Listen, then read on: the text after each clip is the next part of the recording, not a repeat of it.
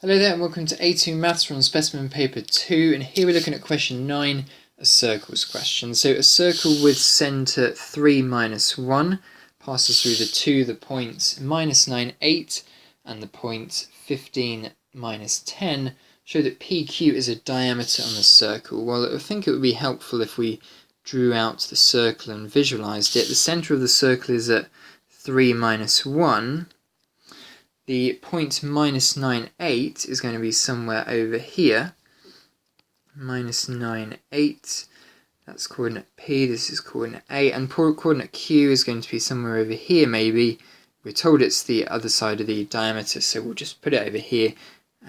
So what's going to be true if this is the diameter? Well, I suppose what's the gradient to get from P to A, or the vector to get from P to A? It should be the same as the vector to get from A to Q. So P to A, the vector to get from P to A is going to be, well, I have to go from minus 9 to 3, so it's going to be a vector of 12 to the right, and I have to go from 8 to minus 1, so that's a vector of minus 9 in the vertical direction. How do I then get from A to Q? It should be exactly the same, but we'll just test it out to see if it is. 3 to 15, well, that's going right by 12, and minus 1 to minus 10, that's going down by 9, so it's 12 minus 9 as well. These are the same, so therefore PQ, so therefore A lies on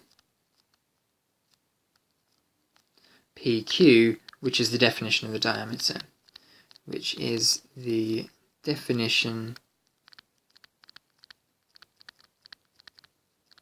of the diameter. It's a line that goes through the centre of the circle, isn't it?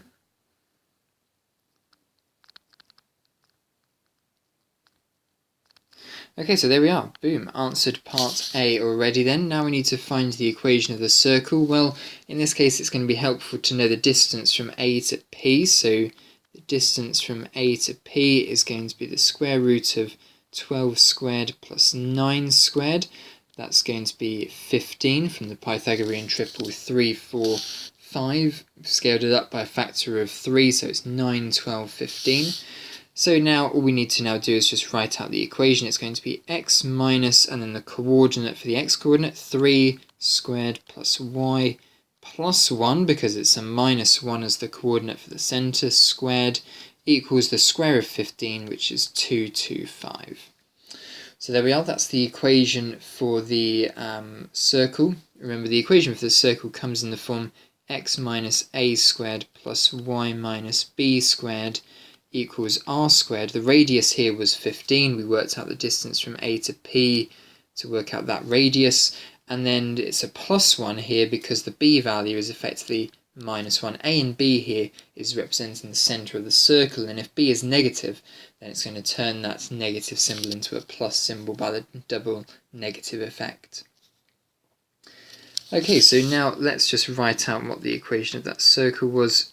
X minus 3 plus x plus y plus 1 squared equals 225. Okay, let's now move on to answering part C. The point R also lies on the circle. Given that the length of the chord from P to R is 20, find the length of the shortest distance from A to the chord PR, given your answer in surd form in its simplest form. So let's draw out this diagram first. So it's going to have a centre at 3 minus 1. And the circle looks, okay, something similar to this. Anyway, it's going to be centre here. P was the coordinate, I can't remember what it was. It was minus 9, 8. So that's coordinate P. Now coordinate R is somewhere on this circle, and the length of the chord from P to R, let's just put R over here for now, it could be down here as well, is 20 units. So from here to here, that's a distance of 20, or from here to here, that's a distance of 20 as well. Find the length of the shortest distance from A to the chord PR, given your answer in its third and its simplest form. So the shortest distance is going to be from here to here, or from here to there. I'm just going to work with this line for now. Now the shortest distance is going to meet it at a right angle. We know that that distance from there to there is the radius, which was 15, and we know that we know that by the circle theorem, if you've got a line that, if you've got a line from the centre to the middle, to the chord, it makes a right angle, and it's the midpoint along that line as well, so it's a 10 distance there. So the distance from here to here, using the Pythagorean triple 3, 4, 5, no, we can't do that. It's just going to be the square root of 15 squared minus 10 squared.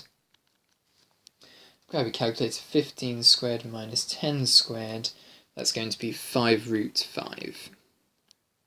So there we are, the distance from A, which is the centre of the circle, to the chord is 5 root 5. That's the answer to part C. The answer to part D then, find the size of the angle ARQ. Remember, Q was over here. Q had the coordinate 15 minus 10.